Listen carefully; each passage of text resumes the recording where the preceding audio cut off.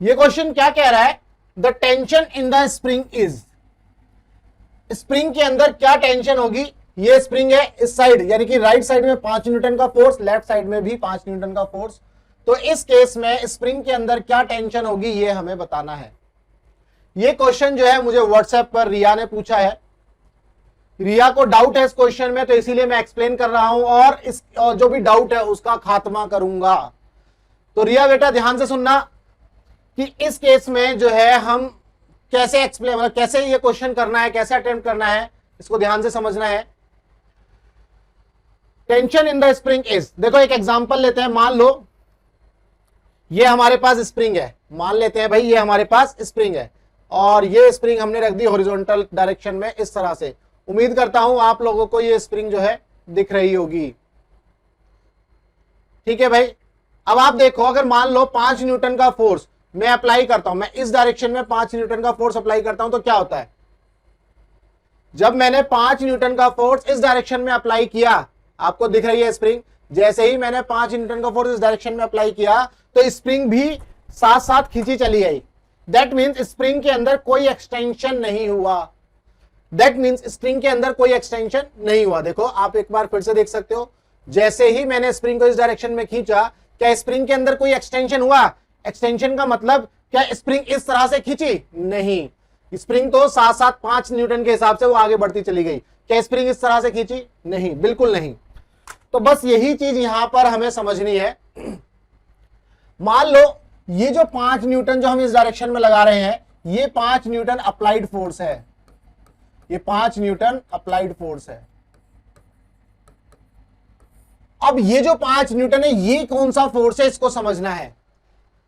मान लो यहां पर पहले कोई फोर्स नहीं लग रहा था और ये सिर्फ 5 न्यूटन का फोर्स था, तो स्प्रिंग क्या होती है, अपने आप ही खींची चली जाती इस डायरेक्शन में, मतलब इस डायरेक्शन में ही मूव कर जाती।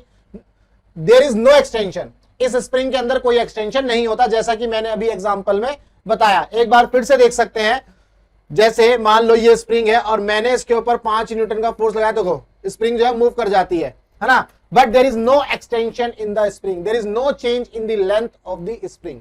स्प्रिंग की लेंथ में कोई चेंज नहीं आया। तो अब आपको ये समझ में आया कि भाई ये 5 न्यूटन का फोर्स अप्लाइड फोर्स है, और अगर यहां पर ये 5 न्यूटन का फोर्स नहीं है तो ये स्प्रिंग मूव कर जाएगी। क्लियर है? आगे ये आपको एक चीज समझ में आ गई। एक और एग्जांपल से समझ लेते हैं। मान लो आपने वो टग ऑफ वॉर जो है वो गेम देखा होगा। भाई ये मान लेते हैं राम है, टग ऑफ वॉर में मान लो ये राम है और राम ने एक रस्सी पकड़ी हुई है इस तरह से, और श्याम ने भी इधर से पकड़ी हुई है रस्सी। ये भाई राम है और ये श्याम है। जब राम ने इस रस्सी को इधर की साइड से पकड़ा है तो राम जो है इस डायरेक्शन में फोर्स लगा रहा है। क्लियर है? और श्याम जो है इस डायरेक्शन में फोर्स लगा रहा है। अब यहां पर यह समझने की बात है, चूंकि ये रस्सी जो है बैलेंस्ड कंडीशन में है, तो इसका मतलब दोनों फोर्स बराबर लगा रहे हैं। यहां पर ये दोनों फोर्स बराबर लगा रहे हैं। जब दोनों फोर्स बराबर लगा रहे हैं, मतलब ये रस्सी जो है बस खींच रही है और आगे ना राम की तरफ मूव कर रही ना श्याम की तरफ मूव कर रही। ठीक है, तो इसका मतलब यहां इन दोनों जगह पर जो अप्लाइड फोर्स है वो बराबर है। तो इस डायरेक्शन में टेंशन लग रहा है, इस डायरेक्शन में टेंशन लग रहा है। आपको ये सिचुएशन भली भांति पता है, अच्छे से पता है कि ये टेंशन लग रहा है। तो इसका मतलब टेंशन कब लग रहा है? जब खिंचाव होगा, जब किसी चीज में खिंचाव होगा तभी तो टेंशन लगेगा। अगर किसी भी चीज में खिंचाव नहीं होगा तो टेंशन नहीं लगेगा। फॉर एग्जाम्पल देखो, मान लो श्याम जो है हट जाता है यहां से, या राम जो है, राम ने श्याम को धोखा दे दिया और उसने ये रस्सी छोड़ दी।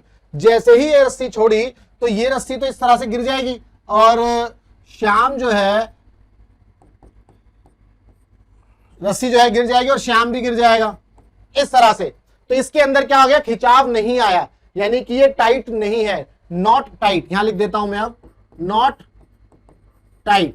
जब ये टाइट नहीं है तो ये क्या करेगा? श्याम पीछे की तरफ गिरेगा, लेकिन रस्सी के अंदर जो टेंशन होगी, रस्सी के अंदर जो टेंशन होगी वो क्या हो जाएगी? जीरो, क्योंकि इसके अंदर कोई खिंचाव नहीं है। इसका मतलब आपको ये समझ में आया कि टेंशन रहने के लिए दूसरा एंड, किसी भी चीज का, किसी भी ऑब्जेक्ट का जो दूसरा एंड है वो फिक्स होना चाहिए, वो फ्री नहीं होना चाहिए। यहां पर ये वाला जो एंड है, यहां पर जो ये वाला एंड है रस्सी का, जो एंड राम ने पकड़ा था, ये क्या हो गया, ये फ्री एंड हो गया। अब ये क्या हो गया, फ्री एंड। तो जब ये फ्री एंड हो गया तो रस्सी के अंदर कोई टेंशन नहीं आई। अगर इस रस्सी के अंदर टेंशन लानी थी तो इसको भी पकड़ना था और टाइट पकड़ना था, दोनों के अंदर खिंचाव आना था। अगर ये दोनों ढीली रस्सी होती, इस तरह से पकड़ी, मान लो ये रस्सी इस तरह से पकड़ी होती, तो भी टेंशन नहीं होती, तो भी टेंशन इस केस में क्या होती, जीरो। ये चीजें समझनी है। अब ये नहीं है कि दोनों एंड पकड़े हुए तो हैं, आपने मुझसे सवाल किया सर जी दोनों एंड पकड़े हुए तो हैं और रस्सी के अंदर जो टेंशन है फिर भी नहीं देख पा रहे हैं, जीरो आ रही है, क्यों? क्योंकि इसके अंदर खिंचाव नहीं है। खिंचाव का मतलब जैसे मान लो भाई ये रस्सी है, ये बिल्कुल इस तरह से टाइट होनी चाहिए, ऐसे है तो देयर इज नो टेंशन, ऐसे खिंची होनी चाहिए तो तब टेंशन मिलेगी, इस तरह से होगी तो ये क्या होगी, टेंशन इस केस में जीरो। तो इसका मतलब आपको ये समझ में आया कि जो दूसरा एंड हमेशा या दोनों एंड पर जो है टाइट होने चाहिए, दोनों एंड क्या होने चाहिए, टाइट होने चाहिए, दोनों के ऊपर फोर्स लगना चाहिए। एक ये समझा हमने स्प्रिंग का एग्जांपल, दूसरा हमने टग ऑफ वॉर का गेम का एग्जांपल समझा। एक और समझ लेते हैं हम, जो है एक और एग्जांपल समझ लेते हैं। देखो मान लो ये स्ट्रिंग है, ये स्ट्रिंग है और यहां पर हमने इसके अंदर इसका जो मास है m kg है, तो आपको पता है इसका जो वेट होगा वो mg होगा, इसका वेट क्या होगा mg। इसके ऊपर टेंशन लगेगी इस डायरेक्शन में, ये टेंशन तभी लगेगी जब तक ये सपोर्ट मिलेगा। जैसे ही ये सपोर्ट हटेगा, मान लो ये सपोर्ट हट जाता है और हमने इसके इस स्ट्रिंग से एक मास अटैच कर दिया और इसके अंदर ये वेट आ गया mg, तो क्या होगा इस केस में, जब ये एंड हटा दिया, ये फ्री एंड कर दिया, तो ये जो स्ट्रिंग, ये जो बॉडी है, ये जिसका मास m है, ये बॉडी नीचे क्या करेगी, फॉल कर जाएगी, ये फॉल कर जाएगी। जब ये फॉल करेगी तो इसके अंदर जो टेंशन होगी वो जीरो हो जाएगी, क्योंकि तो ढीली हो जाएगी, ये वाली स्ट्रिंग खुद गिर जाएगी इसके ऊपर, ये कुछ इस तरह से गिर जाएगी, हवा में लहरती हुई आ जाएगी। उम्मीद करता हूं आपके समझ में आ गया। तो इसका मतलब यह है कि किसी भी चीज के अंदर अगर टेंशन चाहिए इस तरह से, तो हमें दूसरा एंड भी क्या करना पड़ेगा, फिक्स करना पड़ेगा और खिंचाव होना चाहिए, दोनों में खिंचाव। अब ऐसा नहीं है जैसे ये वाला केस था, दोनों रस्सियां ढीली हैं तो यहां पर भी टेंशन जीरो है, क्लियर है। चलो अब मान लो ये वाला केस है, इस केस में आपको टेंशन निकालनी है। अब चूंकि ये इक्विलिब्रियम की कंडीशन है, यहाँ एक्सेलरेशन जीरो है, इक्विलिब्रियम की कंडीशन है, एक्सेलरेशन जीरो, ये मास कहीं मूव नहीं कर रहा, ये इसका वेट है, ये टेंशन लग रही है इसमें, तो T minus mg is equal to zero. Newton second law लगा रहे हैं, बैलेंस कर रहे हैं, T इज इक्वल टू आपको क्या मिल गया mg, T is equal to क्या मिल गया mg। दैट मीन्स जितना वेट है उतनी टेंशन, जितना वेट है उतनी टेंशन। सिमिलरली जितना फोर्स है उतनी टेंशन, 5 न्यूटन का फोर्स 5 न्यूटन की टेंशन, 5 न्यूटन का फोर्स 5 न्यूटन की टेंशन। तो इसका मतलब ये जो अप्लाइड फोर्स है 5 न्यूटन का, this is acting like a applied force and, और ये जो 5 न्यूटन ये वाला है, this is acting like a tension. क्यों? क्योंकि यहां पर इस एंड को एक तरह से ऐसा माना जा रहा है ये फिक्स है, इसको क्या किया जा रहा है, फिक्स। अगर हम इस एंड को फिक्स करेंगे तभी तो हमें यहां पर 5 न्यूटन की जो टेंशन है वो महसूस होगी। अगर ये एंड फ्री नहीं होगा तो इसके अंदर कोई भी एक्सटेंशन नहीं होगा स्प्रिंग के अंदर, और स्प्रिंग भी मूव करती चली जाएगी। बट अगर हमें स्प्रिंग को रोकना है, मूव नहीं कराना, तो 5 न्यूटन का फोर्स इधर और 5 न्यूटन का फोर्स इधर, दैट मींस ये अप्लाइड फोर्स है और ये किसकी तरह काम करेगा, टेंशन की तरह। इसको कंपेयर करना इस एग्जांपल से। उम्मीद करता हूं आपको इस क्वेश्चन का जो डाउट है वो क्लियर हो गया होगा। और अब जिन लोगों ने, क्योंकि इस क्वेश्चन का जब मैं सॉल्यूशन ढूंढ रहा था कि भाई लोगों ने किस तरह से समझाया है ये भी जानना जरूरी है, तो कुछ लोगों ने तो इसका आंसर जो है जीरो दिया हुआ है अपने प्लेटफॉर्म पर। बहुत बड़े बड़े प्लेटफॉर्म की बात हो रही है, यहाँ पर नाम नहीं लेंगे, चलो ठीक है। तो 0 न्यूटन दिया हुआ है। तो 0 न्यूटन जब मैंने देखा तो मुझे लगा कि हाँ यार 0 न्यूटन मतलब कर क्या रहे हैं, ये 0 न्यूटन बोल रहा है। तो 0 न्यूटन देखने के लिए ये 0 न्यूटन नहीं हो सकता, इसके अंदर कोई टेंशन, मतलब टेंशन आएगी ही आएगी।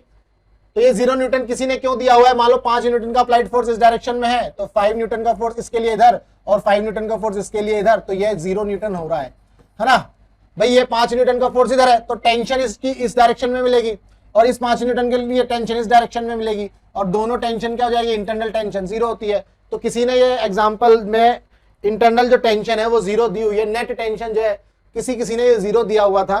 तो मैंने सोचा कि भाई हो सकता है ये ठीक हो। फिर मैंने एक दो जगह मैंने और सर्च किया तो मुझे मिला इसका 10 न्यूटन।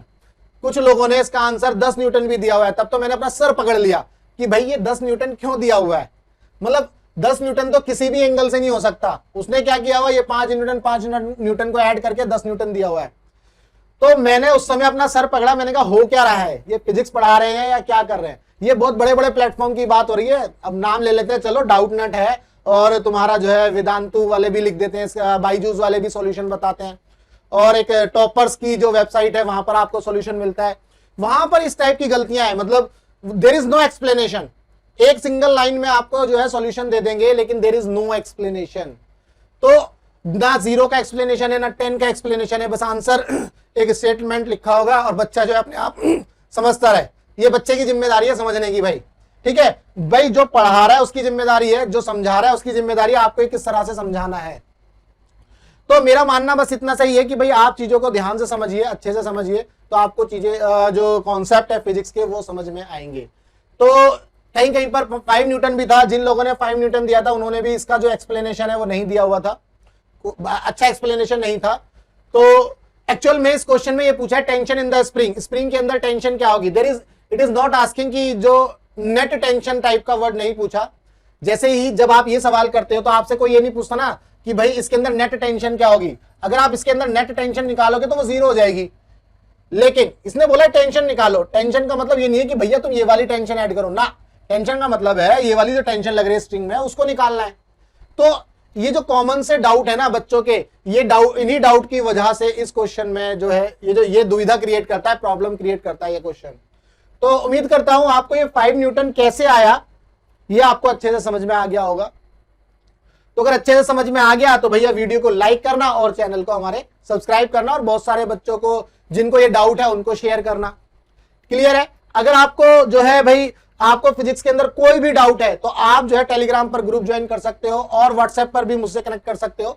कोई भी डाउट है अगर आपको किसी भी क्वेश्चन में तो आप व्हाट्सएप करिए मुझे क्वेश्चन और मैं उसका सॉल्यूशन प्रोवाइड कर दूंगा। चलिए अब हम नेक्स्ट डाउट देखेंगे, उस डाउट का खात्मा करेंगे। कौन सा क्वेश्चन है, नेक्स्ट क्वेश्चन की तरफ बढ़ते हैं।